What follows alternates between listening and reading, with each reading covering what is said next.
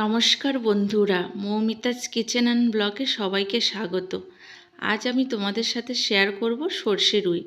গরম ভাতের সাথে এই রেসিপি থাকলে আর কিছুই লাগে না। বন্ধুরা, আমার ভিডিওটি যদি তোমাদের কেমন লাগে আমাকে অবশ্যই কমেন্ট করে জানিও।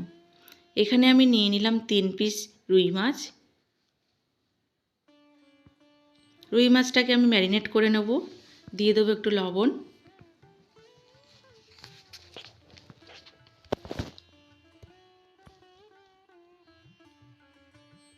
একটু হলুদ,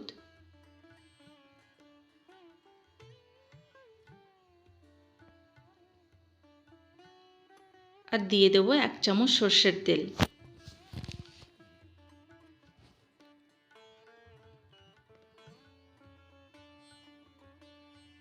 সবগুলো একটু মাছের গায়ে ভালোভাবে মেখে নেব।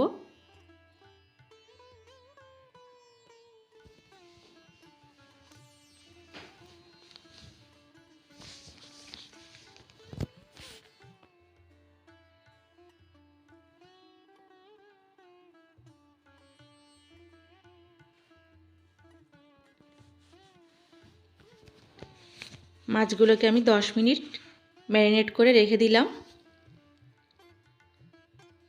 এবারে মাছগুলোকে ভেজে নেব।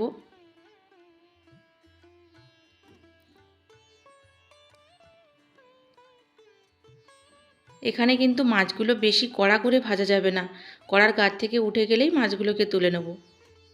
বেশি কড়া করে ভাজলে এই রেসিপিটা খেতে ভালো লাগবে না।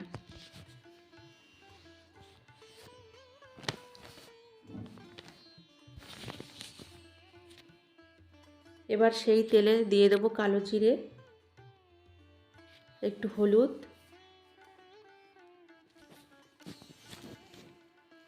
দিয়ে দেবো লবণ। এবার আমি এখানে 1 টুকরো আদা আর একটা মিডিয়াম সাইজের টমেটোকে বেটে রেখেছিলাম, সেটাকে দিয়ে দিলাম। এবার এটাকে তেলের সাথে ভালো করে কষিয়ে নেব।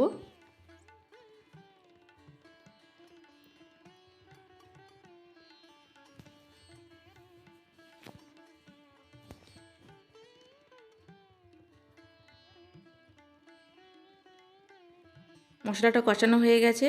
এবার আমি দিয়ে দেবো, এখানে আমি 1 চামচ সর্ষে আর হাফ চামচ পোস্ত, একটা কাঁচা লঙ্কা আর লবণ দিয়ে বেটে রেখেছি, সেটা দিয়ে দিলাম। সর্ষের বাটিটা ধুয়ে একটু জল দিয়ে দেবো। এবার সব উপকরণগুলোকে একটু ভালো করে কষিয়ে নেব তেল ছাড়া পর্যন্ত।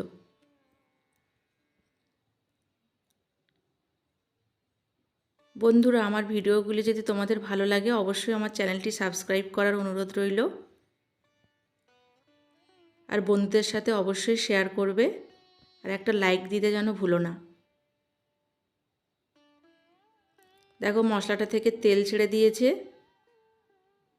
মশলাটা আমার একদম কষানো হয়ে গেছে।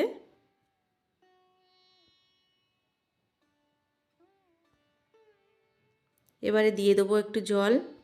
জলটা বেশি পরিমাণে দেব না, কারণ এই রেসিপিটা বেশি পাতলা হবে না। বেশি পাতলা হলে খেতে ভালো লাগে না, একটু মাখো মাখো হবে। ঝোলটা ফুটে উঠেছে, এবার আমি ভাজা মাছগুলোকে দিয়ে দিচ্ছি।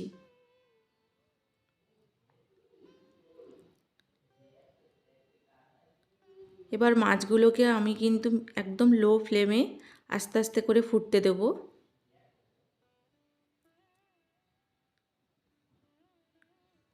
যতক্ষণ না ঝোলটা একটু গাঢ় হয়ে আসছে আর উপরে তেল ভেসে উঠছে।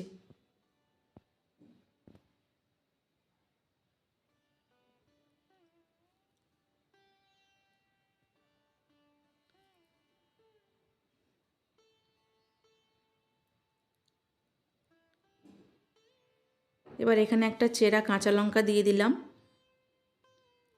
ঝোলটা অনেকটাই ফুটে গেছে। দুটো কাঁচা লঙ্কা দিয়ে দিয়েছি।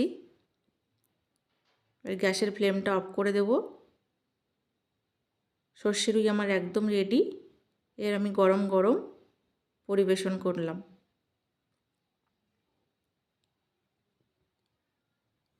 বন্ধুরা, এইভাবে সর্ষে রুই বাড়িতে বানিয়ে তোমরা দেখো কেমন হয়েছে, আমাকে অবশ্যই জানিও। আজ এখানেই বিদায় নিচ্ছি। ভিডিওটি শেষ পর্যন্ত দেখার জন্য তোমাদের অসংখ্য ধন্যবাদ। আবার দেখা হবে পরবর্তী কোনো রেসিপি নিয়ে। সবাই ভালো থেকো, সুস্থ থেকো।